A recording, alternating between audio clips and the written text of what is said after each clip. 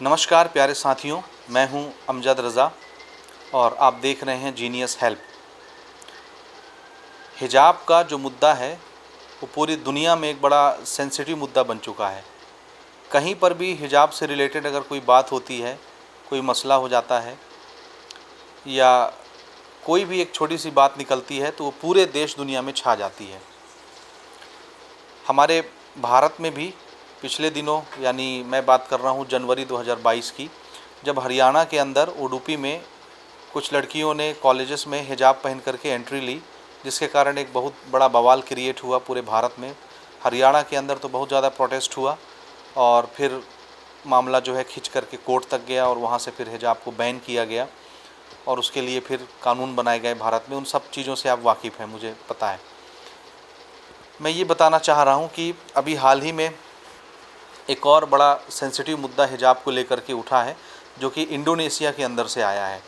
आपको बताता चलूं कि इंडोनेशिया जो है वो लगभग 27 करोड़ आबादी वाला देश है और मुस्लिम बाहुल्य देश है। वहाँ पर हिजाब से रिलेटेड एक नया जो प्रोपेगेंडा क्रिएट हुआ है, या ऐसा कहिए कि एक विवाद छिड़ गया है, उस पर मैं बात करने जा रहा हूँ। हुआ ये है कि एक स्कूल है इंडोनेशिया के किसी गांव के अंदर। वहाँ पर कुछ महिलाओं ने हिजाब सही से नहीं पहना था। ये मुस्लिम बाहुल्य देश है, याद रखिएगा। हालांकि इंडोनेशिया के अंदर 2021 में ये नियम लाया गया था कि किसी भी स्कूल में, कॉलेज में या एजुकेशनल इंस्टीट्यूट में धार्मिक कोड जो होगा, यानी ड्रेस कोड जो होगा, वो लागू नहीं होगा। कोई भी अपने संस्थान में, चाहे वो स्कूल हो, कॉलेज हो या कोई भी एजुकेशनल इंस्टीट्यूट हो, कोई भी धार्मिक ड्रेस कोड को लागू नहीं कर सकता। ये पूर्णतः बैन कर दिया गया है।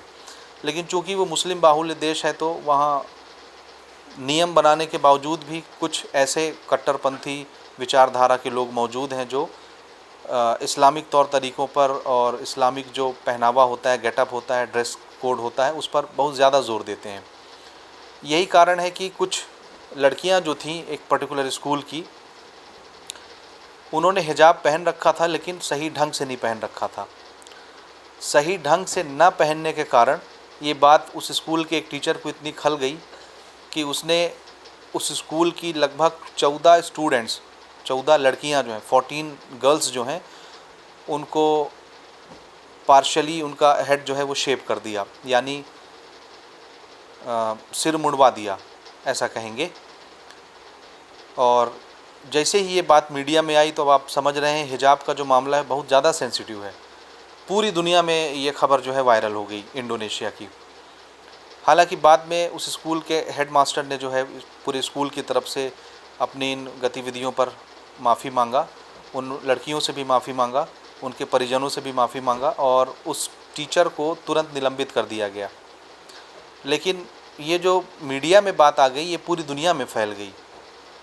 तो हिजाब का इतना सेंसिटिव मामला इस तरह से जो है पूरी दुनिया में फैल जाना और फिर हर जगह से अपने अपने विचारधाराएं जो हैं आने लग गईं इस मामले को लेकर के, कि भले इंडोनेशिया एक मुस्लिम देश है, वहाँ पर मुस्लिम कानून लागू होते हैं, लेकिन इसके बावजूद हिजाब पहनना ना पहनना ये अपनी पर्सनल लाइफ के ऊपर डिपेंड करता है। पर्सनल मर्ज़ी, हमारी मर्ज़ी है पहने या ना पहने।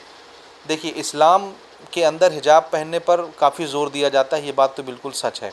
लेकिन अगर कोई हिजाब नहीं पहनती तो इसके एवज में कोई सज़ाएं भी इस्लाम के अंदर ऐसा आया नहीं है, कोई सज़ा इसके लिए निर्धारित नहीं किया गया है। लेकिन कुछ कट्टरपंथी मिजाज के जो लोग होते हैं उनका थोड़ा सा मिजाज ही दूसरा होता है और ज़बरदस्ती अपने हिसाब से वो इस्लाम को ढालना चाहते हैं। हालांकि इस्लाम में ऐसी बहुत सारी चीज़ें नहीं होती जो आज हम अपने प्रैक्टिकल लाइफ में देख रहे होते हैं या सुन रहे होते हैं। तो उन बच्चियों का सिर्फ इतना कसूर था कि उन्होंने हिजाब सही से पहना नहीं था। ऐसा भी नहीं था कि उन्होंने हिजाब ना पहना हो, हिजाब बाकायदा पहने हुए थे, लेकिन थोड़ा सा सही से नहीं पहना गया था। इंडोनेशिया में जो 2021 में कानून बनाया गया था कि किसी भी एजुकेशनल संस्थान में कोई भी धार्मिक ड्रेस कोड नहीं होगा, इसमें एक चीज़ और शामिल की गई थी कि वो एक टोपी नुमा एक कोड है जो पहनेंगे ड्रेस के तौर पे, टोपी, जिसमें से ये मकसद है कि उनके सर के बाल ना दिखें, बाल छुपाना मकसद है। तो अगर वो हिजाब नहीं भी पहनती तो चलेगा, लेकिन वो टोपी पहनना उनके लिए कंपलसरी है। तो उन बच्चियों ने जिनका सर मुड़वाया गया, उन्होंने वो टोपी भी पहना हुआ था, हिजाब भी पहना हुआ था। ये था कि टोपी से कुछ बाल जो है वो बाहर झलक रहे थे, बाल दिख रहे थे, या ऐसा कहेंगे उन्होंने सही से पहना नहीं था। ये इतनी छोटी सी चीज़ वहाँ के टीचर को इतनी ज़्यादा नज़र में चुभ गई कि उन्होंने फिर तमाम बच्चियों के जो है वो सर मुड़वा दिए। हालांकि ऐसा नहीं होना चाहिए, ये काफ़ी गलत तरीका है, इसकी तो हम निंदा करते हैं। आपकी प्रतिक्रिया क्या है इस पर? आप कमेंट करके ज़रूर बताइएगा कि किस तरह के नियम कानून जो हैं हिजाब को लेकर के होने चाहिए, महिलाओं को कितनी आज़ादी मिलनी चाहिए। और ये हिजाब का जो प्रोटेस्ट है, ये सिर्फ भारत में या इंडोनेशिया का मामला नहीं है, यहीं बस प्रोटेस्ट नहीं हो रहे हैं।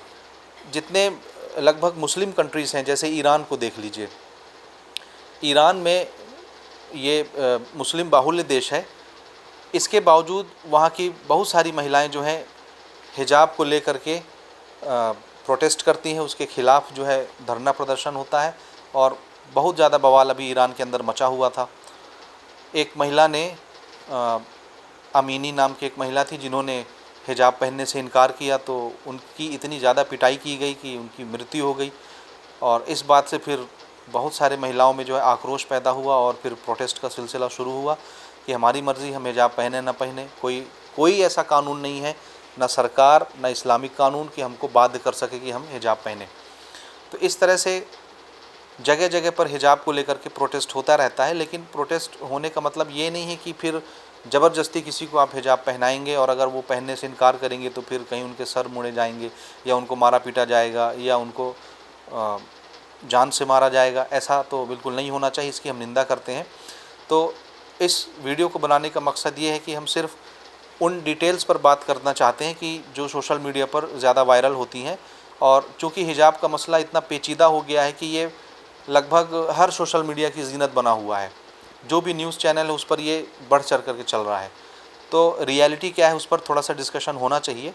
तो वीडियोस को ज़्यादा से ज़्यादा शेयर करिए। अगर आप नए हैं तो चैनल पर सब्सक्राइब करिए चैनल को, और कमेंट करके बताइए आपकी क्या राय है इस पर। इसी तरह की अपडेट के लिए आप हमारे चैनल को सब्सक्राइब कर सकते हैं। मिलते हैं हम अगले वीडियो में, तब तक के लिए बहुत बहुत धन्यवाद।